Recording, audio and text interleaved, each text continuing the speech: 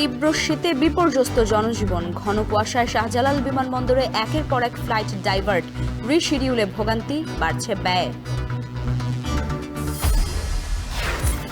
আমলাতন্ত্রের কারণে খাদের কিনারায় দেশ, অভিযোগ বিএনপি নেতাদের। দেশবিরোধী ষড়যন্ত্র মোকাবিলার আহ্বান, নির্বাচনী পরিবেশ নিয়ে শঙ্কায় জামাত।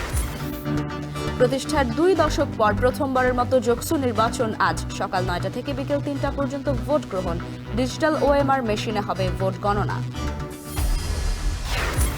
চট্টগ্রামের রাউজানে যুবদল কর্মীর উপর দুর্বৃত্তদের হামলা, গুলিবিদ্ধ অবস্থায় হাসপাতালে নেয়ার পথে মৃত্যু। যশোরে যুবককে গুলি করে হত্যা।